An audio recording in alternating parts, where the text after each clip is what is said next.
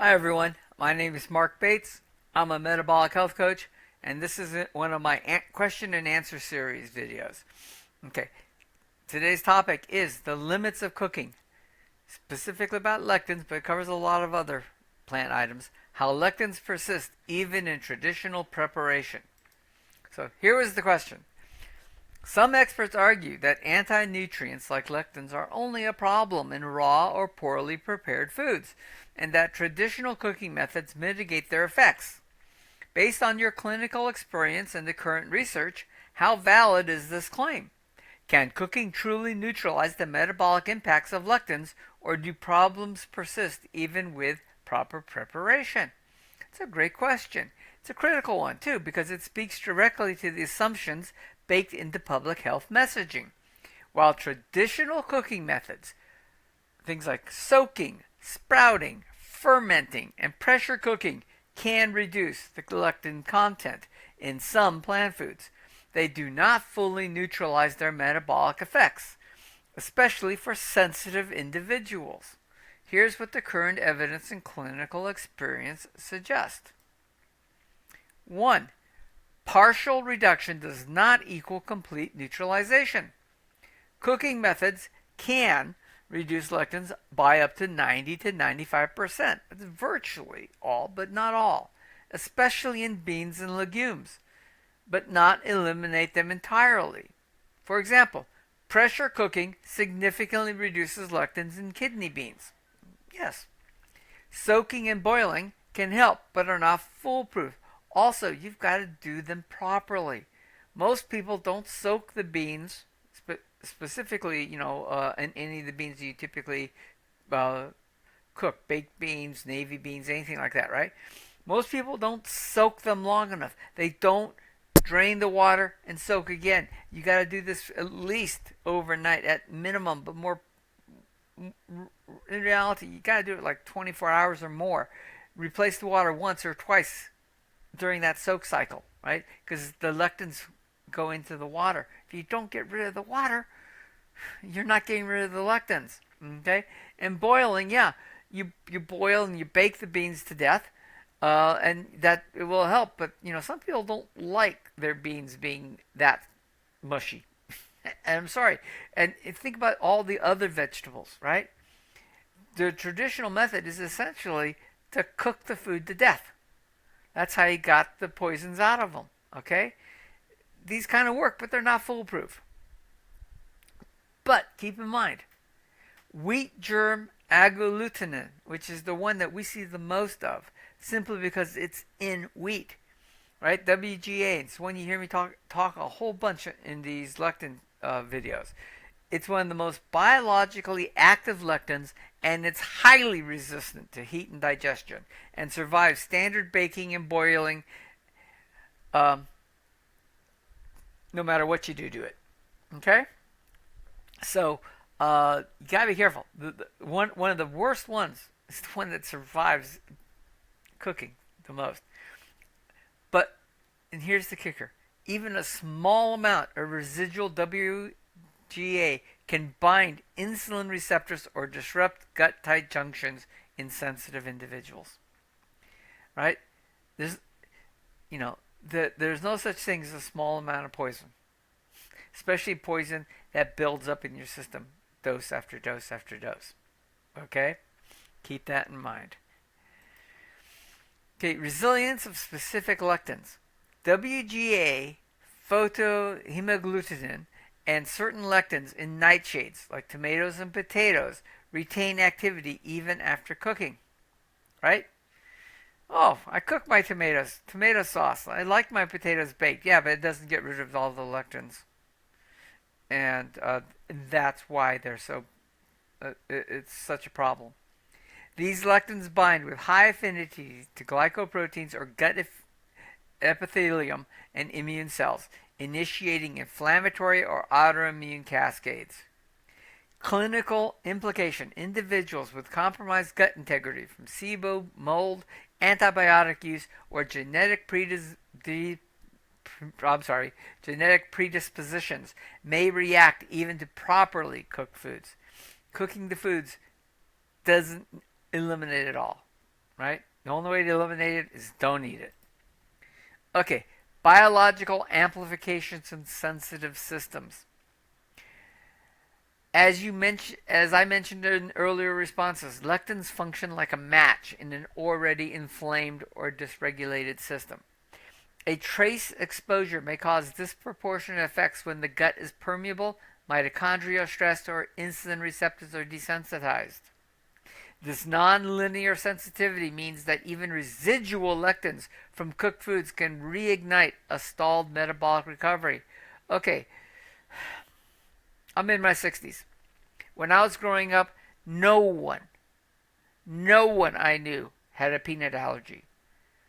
Today, it can be a deadly allergy. And, I take my kids to school and there's signs all up, no peanuts and stuff like that, right? No peanut butter because of how bad this is. What happened? There are lots of potential explanations, but part of it is simply our bodies have got inflamed by all the soy and all the peanuts and all the other plant toxins that we've been ingesting, and it's rebelling, is the way I put it, right? We're seeing more and more people who are sensitive to plant anti-nutrients. So this is not something for other people. This is affecting a lot of people. And remember, even if you cook your foods properly, which means cooking them to death, even a small amount gets into your system. And, it's like arsenic. A small amount of arsenic is not going to kill you. But if you get a small amount of arsenic time after time after time after time, it builds up in your system. Your system can't get rid of it effectively, and you will die from the arsenic poisoning. Okay? Well, anti-nutrients in plant foods are like that.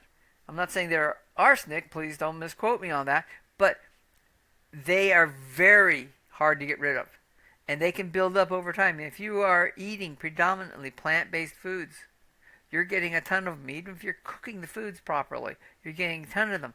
And it's even worse if you're one of these raw food people and you're eating a salad. Do you know that all of the anti-nutrients in lettuce and spinach and stuff are just manifold that much stronger because you're eating them raw in the salad? Yeah, right? So think about that.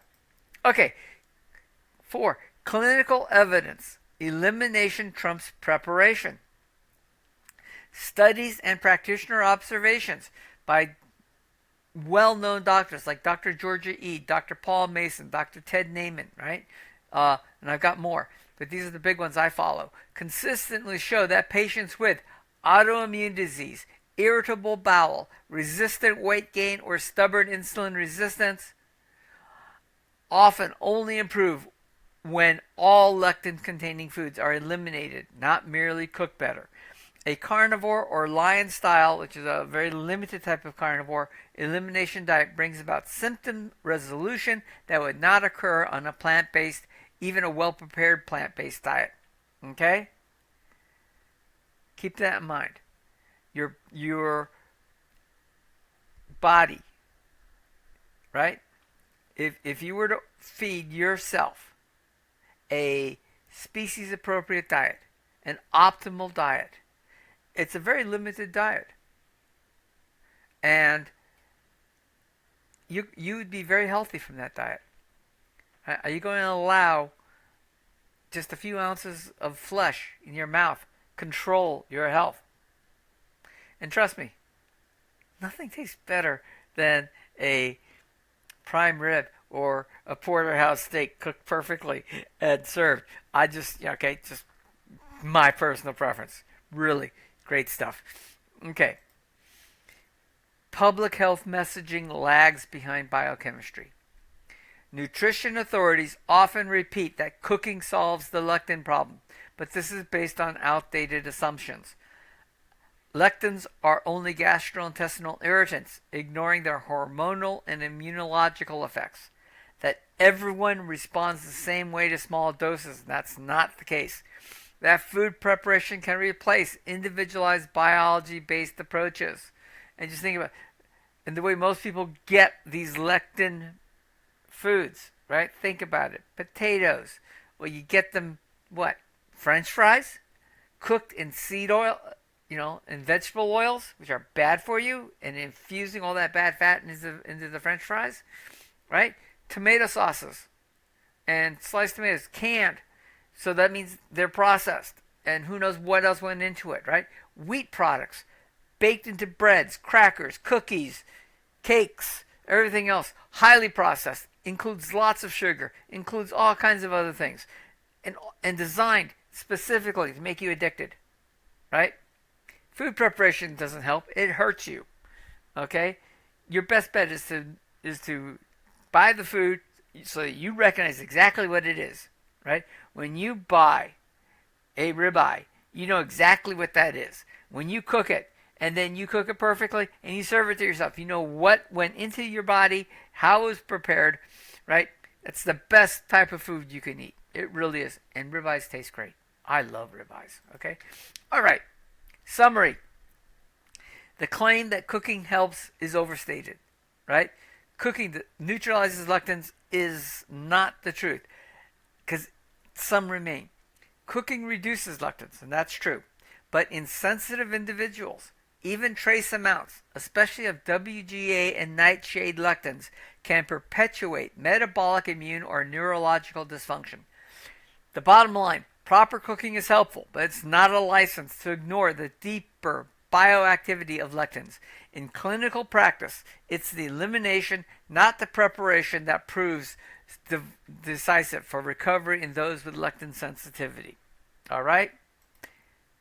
I want to thank you for watching.